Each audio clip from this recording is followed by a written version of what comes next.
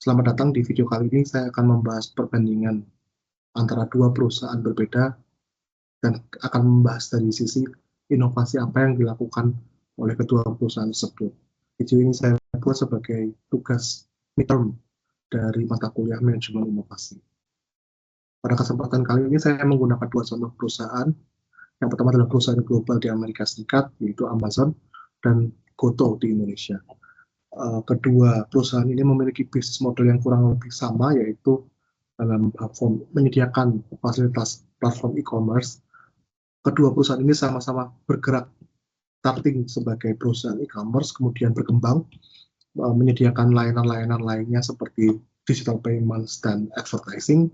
Kemudian kedua perusahaan ini juga sama-sama berambisi untuk menyediakan seluruh multi services dalam satu aplikasi, all-in-one platform for daily digital needs. Dari sisi disruptive innovation theory, sebenarnya apa sih sebenarnya yang membuat mereka perusahaan yang disruptif gitu. Nah, untuk Amazon sendiri dia dimulai dari toko buku online yang kecil, kemudian dia mendisrupt market dengan menawarkan banyak kelebihan, sehingga dia bisa mendisrupt traditional retail bookstore, dan akhirnya kemudian berkembang menyediakan service lainnya.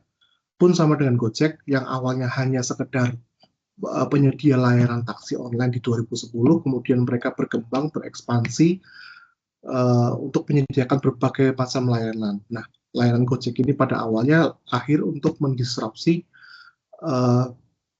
segmen transportasi, di mana pada tahun 2010 kita harus melakukan telepon untuk memanggil layanan transportasi, sedangkan di tahun 2010 ini dipermudah dengan layanan internet untuk mendapatkan layanan transportasi. Itu yang dua hal yang berusaha di-disrupt oleh Amazon dan Gojek. Amazon dengan retail bookstore offline yang kemudian beralih ke online service karena dia menawarkan service yang lebih cepat, sedangkan Gojek menawarkan convenience ketika kita ingin melakukan pemesanan transportasi online. Nah, inovasi di kedua perusahaan ini sebenarnya datang dari mana sih? Inovasi itu sumbernya bisa di-trace dari dua, antara teknologi push atau market pull. Nah, untuk Amazon sendiri kita melihat bahwa push-nya lebih banyak dari teknologi karena dia berusaha mengembangkan teknologi seperti robot, AI, drone untuk memperbesar atau memberikan layanan terbaik untuk konsumennya. Jadi mereka heavy di research and development. Setelah mereka riset dan akhirnya mereka terapkan dalam day-to-day business as usual mereka. Jadi Amazon lebih banyak didorong oleh research atau teknologi push. Sedangkan Goto kita melihat inovasi yang dilakukan oleh Goto itu lebih banyak disebabkan oleh market pull atau demand dari pasar. Contohnya adalah service yang hemat atau go-car hemat, go-ride hemat, go-food hemat. Ini adalah layanan yang cost sensitif untuk sengaja menyasar masyarakat Indonesia yang sangat sensitif terhadap harga. Jadi kita dapat melihat perbedaannya di mana Amazon lebih ke teknologi push, sedangkan Goto lebih market pull dari sisi dari mana sih inovasi itu timbul. Kemudian dari sisi manajemen research and development, dari buku Trot kita bisa melihat bahwa sebenarnya ada 12 karakteristik organisasi yang dapat memfasilitasi proses inovasi secara internal di dalam perusahaannya. 12 karakter ini harus dimiliki oleh perusahaan supaya mereka bisa melakukan riset dan mengembangkan teknologi internal gitu. Nah, kalau dari Amazon sendiri, dari 12 itu, berikut ada 3 karakteristik yang paling menonjol.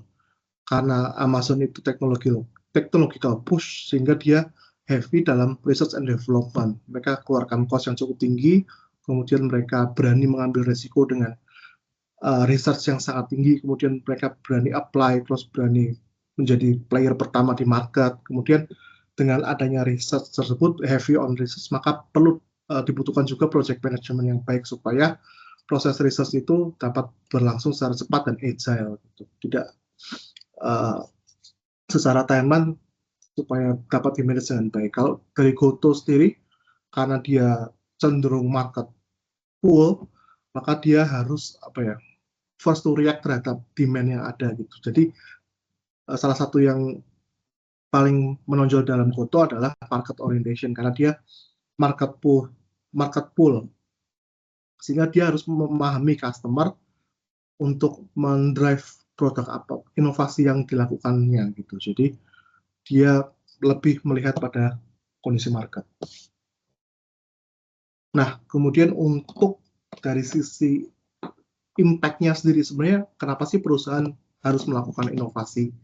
Karena ternyata dampaknya sangat jika proses inovasi itu dilakukan dengan baik dengan perencanaan yang baik dan pelaksanaan yang baik, maka inovasi ini dapat menguntungkan, dapat memberikan competitive advantage bagi perusahaannya. Contohnya adalah kalau dari Amazon adalah dari sisi mereka penggunaan robot di fulfillment center mereka deploy hampir 1 juta robot di warehouse mereka supaya mereka lebih cepat dalam mengambil barang dari warehouse untuk mendeliver ke customer. Impact-nya adalah penggunaan drone ini mempercepat throughput mereka, mempercepat arus barang mereka masuk dan keluar. Kemudian jelas lower cost karena tidak perlu membutuhkan banyak orang. Gitu. Jadi impact-nya memang sangat besar. Kemudian dari sisi supply chain, mereka melakukan inovasi di bagian packaging. Sehingga dengan packaging yang semakin efisien, semakin fit dengan produk, tidak menimbulkan banyak waste, maka dia bisa improve margin di situ. Kemudian dari sisi Goto pun kita juga melihat manfaat yang sama ketika perusahaan menerapkan inovasi. Contohnya adalah integrasi ekosistem yang antara satu service dengan service lain saling berkaitan. Sehingga mereka Goto bisa cross-selling produk mereka dalam satu ekosistem, kemudian meningkatkan kenyamanan customer karena mereka tidak perlu berpindah aplikasi untuk mendapatkan service tersebut. Kemudian yang kedua adalah scaling to cost sensitive consumer. Jadi dengan mereka menargetkan berinovasi sesuai dengan kebutuhan market, maka harapannya adalah produk mereka dapat lebih banyak digunakan oleh masyarakat. Dampaknya adalah harga mereka akan lebih kompetitif dengan tawaran market karena mereka bisa bersaing secara harga, kemudian efisiensi mau tidak mau harus dilakukan karena untuk menekan biaya dan akhirnya mereka bisa compete di market Indonesia yang sangat price sensitive. Jadi itu pemaparan dari saya terkait berusaha membandingkan antara inovasi yang dilakukan oleh perusahaan global dan perusahaan lokal. Sebenarnya dari sisi inovasi memang harus dilakukan oleh perusahaan sebagai penutup, tapi caranya saja yang akan berbeda setiap perusahaan. Karena jika perusahaan tidak berinovasi, maka perusahaan tersebut akan mati. Karena inovasi akan memperpanjang siklus produk dan mau tidak mau kalau perusahaan tidak melakukan inovasi sama sekali walaupun ada pro and cons-nya dengan segala biaya dan kemungkinan gagalnya pun juga ada, tapi ketika perusahaan melakukan inovasi, mau tidak mau perusahaan harus melakukan inovasi. Sekian dari saya, terima kasih.